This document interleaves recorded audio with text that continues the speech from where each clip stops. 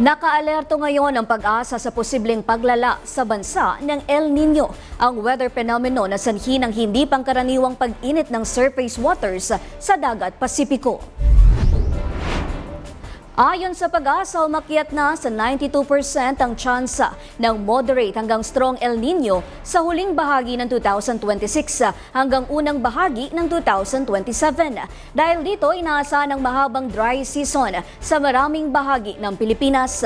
Nauna nang maglabas ang ahensya ng El Nino Watch noong Marso, kung saan 55% pa lamang ang posibilidad ng pag-develop nito. Ngayon, inaasahan na ring maia-upgrade ito sa El Nino Alert ngayong Abril.